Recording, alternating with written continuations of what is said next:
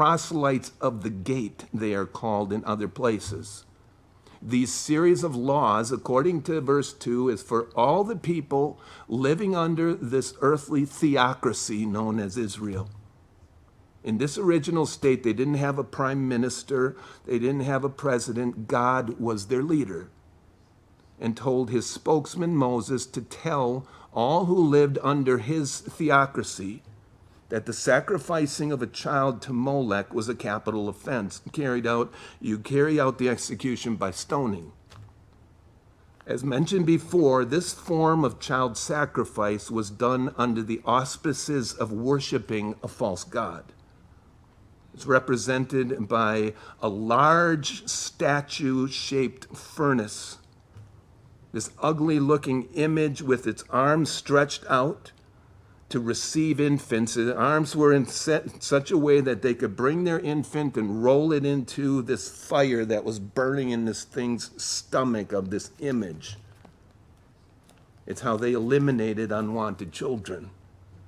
Today they just throw them away. As the news reported a couple days ago, a newborn found in a dumpster a couple days in Austin, Texas. Thankfully recovering in the hospital, but how sad. A baby, just throw it away. At least they didn't kill it. Molech worship usually went hand in hand with the worship of fertility gods and goddesses such as Baal and Ashtoreth. False gods worshiped through fornication and sexual immorality. It's funny how those two things go together. Sexual immorality, fornication, unwanted pregnancies.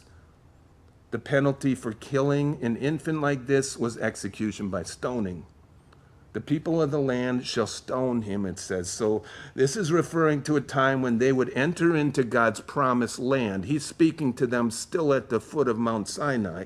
They're going to travel there. When you get into the land, when they settle there, various jurisdictions will be established with a place of execution agreed upon within each jurisdiction. It would be an elevated spot with a cliff of some sort and a large rock at the bottom of the cliff. In Luke chapter 4, you see the people of Nazareth bringing Jesus out to the cliff. This would be their place of execution. But Jesus just walked through them, it says. But that's the idea. The guilty person would usually have their hands bound. They would be led to the precipice where they would be encouraged to confess, so that by faith and repentance, their soul could be saved. Out of an act of mercy, the guilty person would be offered some type of sedating drink, usually, as witnesses, to which they, as witnesses then, would prepare the execution and they'd carry it out according to Deuteronomy 17:7. The criminal was pushed off the cliff by the witnesses, and if the fall didn't kill him, the people would then throw giant stones on him, or her, whatever it is.